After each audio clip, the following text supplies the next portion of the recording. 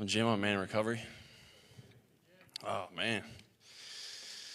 I appreciate all you guys, man. There's so many people in this room that I learn from on a daily basis, and I'm just really grateful to be here.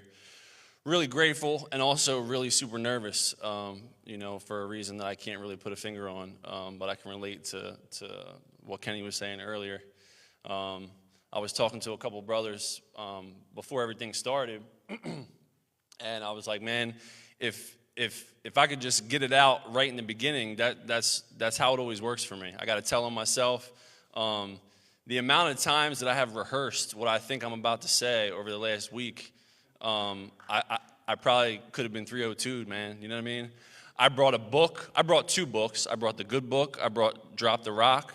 They're both sitting over there. I was like, man, don't even take them up there, bro. You know what I mean? Just be honest. And the enemy works on me like he's like, man, you can't go up there and say nothing valuable, you know? You can't go up there and you can't speak any life, man. You can't do that. That's not you. And I've been feeling the same way. I'm like, man, I don't even need to talk, you know? I won't even say too much. And but that's not how this thing works either, you know what I mean? I'm a man in recovery, man. God willing, March 12th, I'll be celebrating 14 years. And I have a home group. It is Strength and Recovery Wednesday night at 6:30 at the Journey Church, and I have a sponsor, and we do step work. And yep, Strength and Recovery. Let's go. I do my best to stay in service and to give where I can, man. And that's how this thing works. That's what people who came before me have taught me, right? Obedience before the hope. And I don't want to do it that way, you know what I mean? Like, I want to feel good, and I want to feel better, and I want to get inspired, and I want to feel it before I obey, before I step out, before I walk. And that's a character defect of mine, you know what I mean? I also came through AA. I'm a member of Alcoholics Anonymous, and when I first came around and I first was doing the steps, I have had the privilege to now go through the steps a couple times, and I'm currently just moving through my fourth step, so it's like amazing that I'm here, tonight with you guys, because some of this stuff is just real fresh, and everything that everybody's saying is just hitting me left and right. And it's so funny how, like, when you're doing step work, you guys know what I'm talking about. When you're doing step work, it's like everything in your life mimics like what you're going through in your step work. All your stuff comes out. All my character defects were popping up everywhere, bro, everywhere. And when I first did step work, and I did an inventory, and I talked about it, and I got honest, we did kind of just like breeze through step 6 and 7. We kind of just prayed to have these things removed that I talked about in my step 4, but I can say that I really didn't understand what those things were, you know. I could identify that I was and am. Everybody was saying it. These are things that don't go away, right? I've heard a lot of times step 6 and 7 be referred to as a garden, right? And things grow, things prosper, things die in a garden. Weeds grow in a garden. Character defects be in the weeds.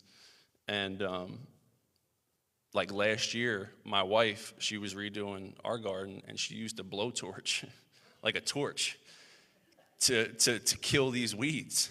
You know what I'm saying? And I was like, yo, that's dramatic. You know what I mean? I was like, but it's tough. Like, I'm with it.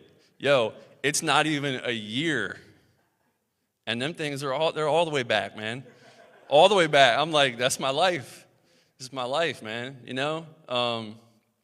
I couldn't, like, literally right now going through the steps, I can identify that I'm selfish. I mean, Matt put that beautifully, right? I can identify that I'm selfish and self-centered. I can identify that I have and will and can and do make a lot of stuff in my life about me and how I feel and how I need to feel and how I don't want to feel. And it's a lot about my feelings, right? It's a lot about me. I can identify all those things, my fear of intimacy, my fear of rejection, fear of authority figures, confrontation with authority figures. I can identify all them things, but now I can. But one of the things that I'm just now in my walk being able to look at is how and when they pop up in my life, meaning like where they come from, my exact nature, and how the behavior comes out, right? So when I first came home from jail in 2013, I was in a totally different place. I had a lot of shame and guilt over things I had done, just like a lot of us, right? And I was holding on to that so much. I remember I didn't have a license for the first 3 years of sobriety, right? So I'm riding my bike to work, and I'm like, I'm in the zone, and I'm listening to all the motivational videos and like gritting it and bearing it and like getting inspired and motivating. And when I'm on the bike, I'm like, I know exactly why I'm on this bike, and I'm beating myself up every single day, like wind in the face, like, yeah, Jim, like you know why you're riding this bike, you know what I mean? Like you get it, you know what I mean? Like this is where you deserve to be. I'm beating myself up with this shame and guilt. And I thought it was humility. Like I thought that that lowering myself, beating myself up was humility, and really it was ego.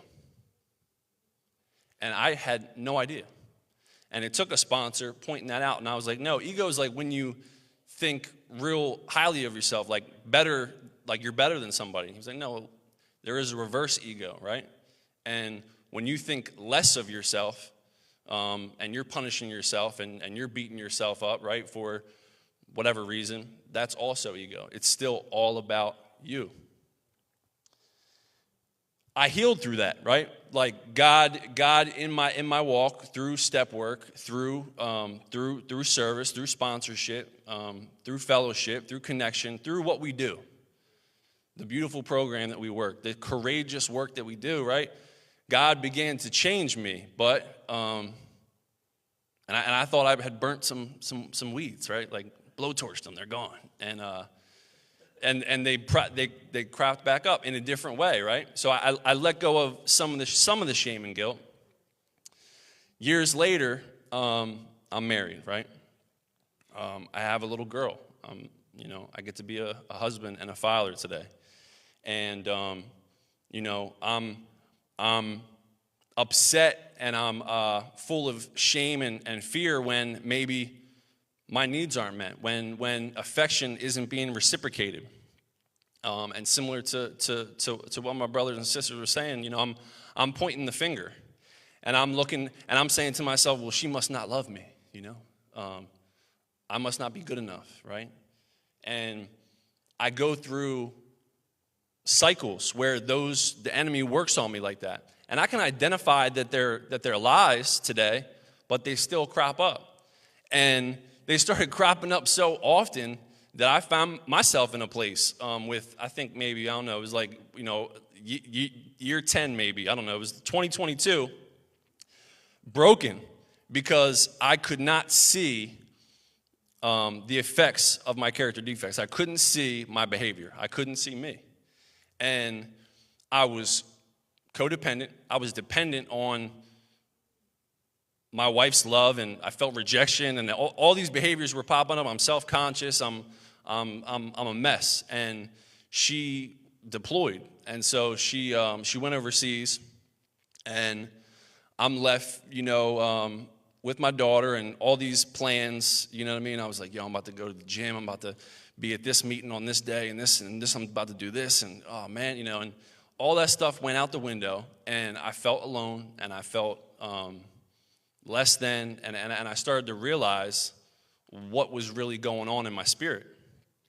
And I reached out to a buddy of mine, and that's when I started going to Strength and Recovery. And God had been the foundation of my life already at that point. He had been the foundation of my sobriety, but it was my old self, right? It was my the old self and how I understood. It was more religion and less spirituality, right? So I kind of jumped in. I kind of was in so much pain.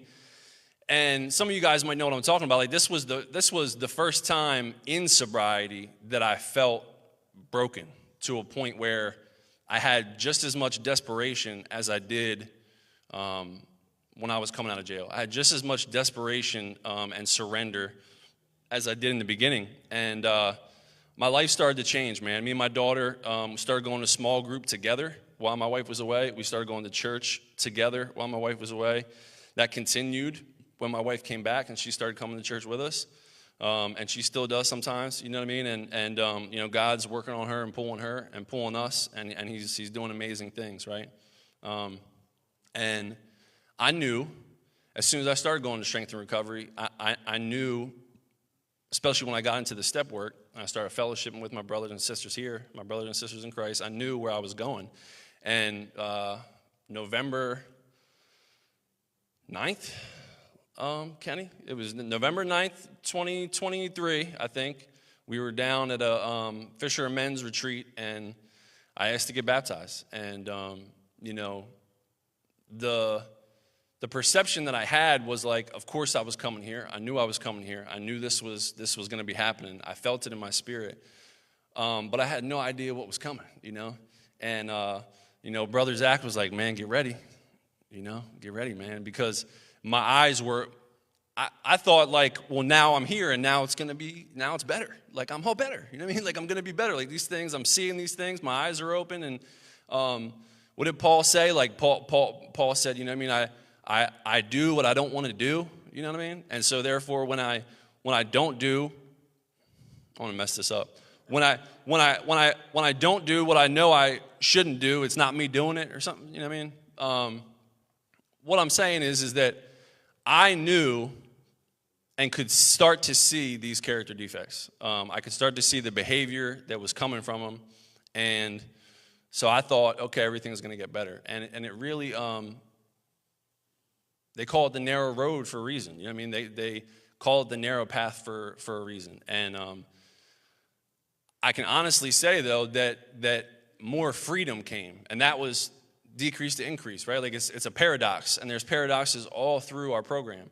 But I didn't understand that for a long time in sobriety, that in order to gain, I had to give. You know what I mean? In order to live, I had to die. I didn't understand that. It's biblical. It's in Scripture. But I didn't know Scripture. You know, so as my eyes were starting to open, my spirit was starting to open. I was going through more pain, and I started getting more conflicted. Like, I'd be calling Zach, and I'd be calling other brothers, you know, left and right, man. Just, you know, because now my spirit is awake, and I'm starting to see this stuff, and it's new, and I don't know what to do. And my behavior was totally self-centered, man. And I mean, I would love to say that because I saw, you know, the fear of rejection, because I saw the putting my own needs and my own wants and desires above my wife's, and, you know, being inconsiderate to her, that because I saw those things, it changed. But those feelings and those emotions, they come from when I was a little kid, man. And I just didn't feel like anybody had the time for me. I didn't feel like there was any patience with me. I was the oldest. I am the oldest of 4 boys. And, you know, so this stuff resurfaces, man. And it's like, I can tend to the garden, you know, but Jesus prunes it, man. There's no way that I'm going to even be able to, even if I do adapt, even if I do correct, even if I do adjust, even if I do pivot, which I do and I seek to do, there's no way of knowing if and when these things are going to crop back up. They will. And it's my job to kind of just surrender, man. You know what I mean? Just surrender. It's not, I will read one thing, because it was not on accident that this morning, the devotional that I read almost every morning, there's like one of 3 things that I'll read, and this thing just hit the nail on the head. And it's in the Bible app. Anybody can read it on the Bible app, the daily devotional, but it says, and this is just an excerpt. It says, think back to a decision you made that you now regret. We've all done things that weigh us down and make us wonder, why do I seem to do what I know is wrong? The Apostle Paul knew what this felt like. And this is what I was trying to quote earlier. in Romans. I want to do what is good, but I don't. I don't want to do what is wrong, but I do it anyway. Romans 7:19. The Apostle Paul described this as a struggle between our old and our new natures. Our old nature is marked by a desire to do whatever seems pleasing to us in the moment, regardless of the consequences. And while this might feel freeing at times, it ultimately leads to conflict, chaos, and destruction, right? So, obedience before hope, right? So if I now know that I have to walk and I have to take action in order to find the willingness, if I have to, these things are paradoxes. If I have to lower myself, if I have to humble myself in order to take a step and be entirely ready and be willing, then why won't I? You know? So, you know, I struggle, man. And, you know, I just thank God that there's beauty in the struggle. And I thank God that another paradox is that as I'm taking these steps, as I have people in my life that help me to take these steps towards more understanding of Jesus Christ, towards more understanding of how I can be more like him, that action inspires me to take more action, you know? Like, we've heard for a long time that and it's true, that I can't think my way into right living, man. You know what I mean? If I could think my way into right living, I would have done that a long time ago. I can't. I have to take action. I have to take steps. And naturally, by default, I don't want to take the steps, man, you know? And, you know, people like who was speaking tonight, man, my brothers and sisters here from home group, like these people show me how to take steps. Because even when I see it and I know I should, and my sponsor's like, hey, man, you know, Kenny or Matt, like, yeah, hey, man. Or Lenny's like, hey, you know, Sister Marsha's like, hey, you, I'm like, nah, dog, you know. And I kind of just do my own thing until it hurts, you know. And, or I see it. And, you know, I think there's a lot to be said about that, you know, and Matt was saying it beautifully as well. Like, there are things that I just can't see, man. There's things that I can't see, and I need my brothers and sisters in recovery to help me to see them. Not only do I need others, and I need connection to help me see me, but I also need others, this is my experience, I need others to walk shoulder to shoulder with me. I need to be in that community. If I'm not in the community, and I'll do this too, I'll isolate, you know. When I'm not feeling it, I'll isolate. It's a character defect of mine. And then I end up feeling bad, you know what I mean? Like I won't pick up Zach's call for 2 days because I don't feel like it. And then I'm like, on the third day, I'm like, man, I can't believe I'm not picking up his call, you know. Let me call him back, you know, or what, you know what I mean? That's how these things work when I want to isolate, and I just end up feeling guilty and ashamed anyway. Why? Because that's not God's best for me. He wants me to be useful today. I was so nervous about what I was about to say when I came up here, man. I was so, you know, all up in my head about, you know, saying something good and like, yo, man, you better impress these guys, man. Like, you better say something real good and slick, man. Like, you better. And I'm sitting there, and this is what I do, right? I'm hearing some stuff that people are saying, and I love everybody that came up here and shared. But also, I'm like, man, you better sound good. You know what I mean? It's about me, and I'm like, man, you got to go pray, bro. I walked out and went and prayed in the cut over there, man, on the left-hand side over there. Because everybody else was locked in listening, and I'm like, man, I'm not going to go grab so-and-so and ask them to come and pray. I was like, let me just go pray, man. And God, help me to be useful, man. Help me to be useful, God. Help me to forget about myself and what I think I need, because I don't know what I need. I have no idea what I need. My track record will prove that I have no idea what I need.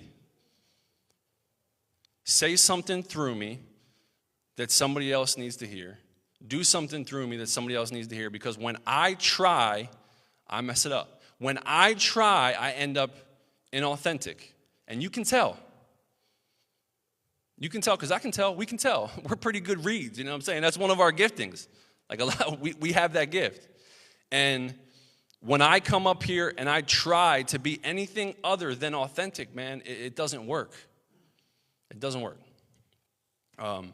So God, help me to be useful, you know? Help me to be useful. Help me to seek to understand rather than to be understood. Help me to take action in spite of my feelings. Help me to stay connected and just show love. Be love, you know? If I stay willing and if I seek to remain willing and remain humble, you know, I'm going to have gratitude. And if I have gratitude, I'm going to stay willing and humble. It takes us a long way. It has given me so much. I know that God will continue to work in all our lives in this courageous work if we just keep seeking, man. Thanks for letting me share.